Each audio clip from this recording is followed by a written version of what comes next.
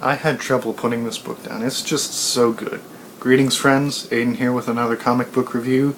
Today I am talking about George Perez's 1987 Wonder Woman Gods and Mortals. This was the starting point of his legendary run on Wonder Woman following Crisis on Infinite Earths, which rebooted the character for the modern age.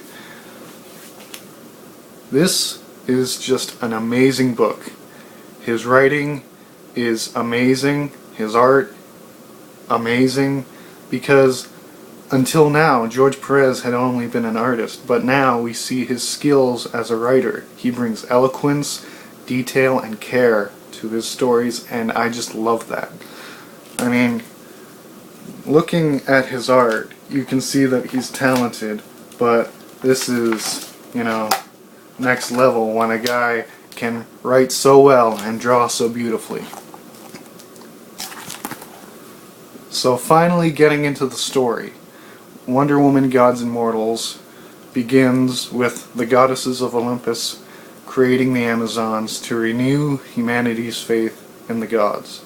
But that fails because humanity becomes jealous of the Amazons and they're cast away, and the goddesses punish their daughters for failing in their mission, and their penance must be to live on a secluded island called Paradise Island, which to me doesn't really seem like that bad of a punishment. It's called Paradise Island, but anyway, I digress.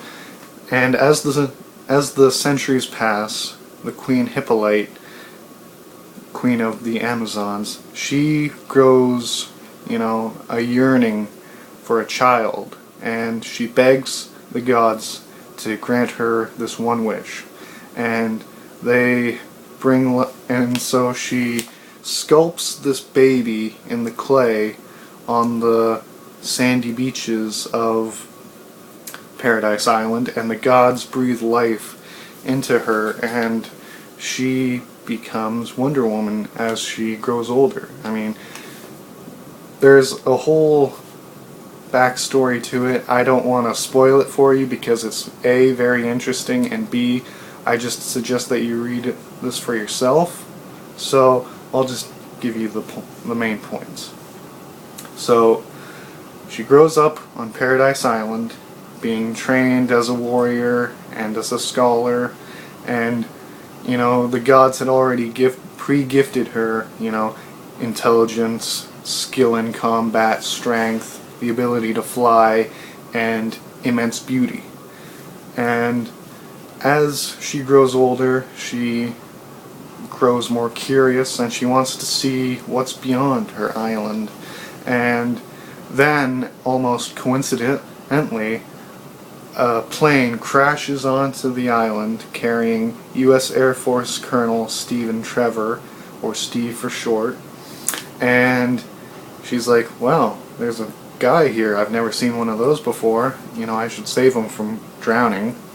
So she saves him, and she brings him to shore and heals him, and he thinks that he's hallucinating because he's seeing this gorgeous woman carrying him to safety, and he's like, oh, that must be an angel, and I'm in heaven. And so that starts his nickname for her, Angel.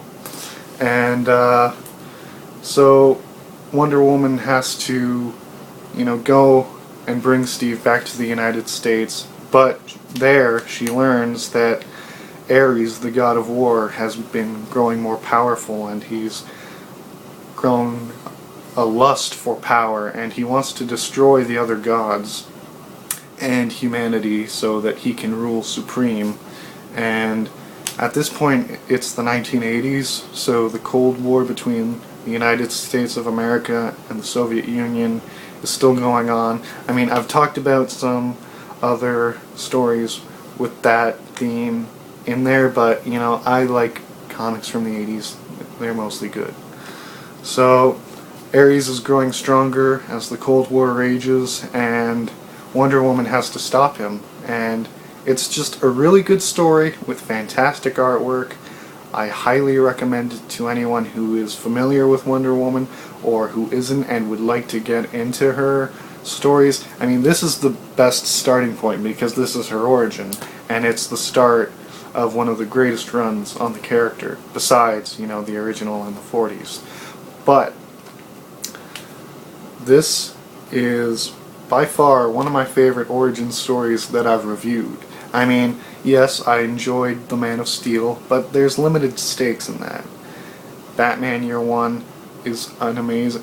I mean, all the origin stories that I've talked about are amazing in their own way. It's just, this is more compelling because it has stakes, it has, you know, more detail into her people than into her... I mean, we get a detailed origin of Wonder Woman. We get to see her personality, we get to see how she learns and grows as a human being and as a woman, and it's great because Superman is great, Batman is great, but Wonder Woman is amazing.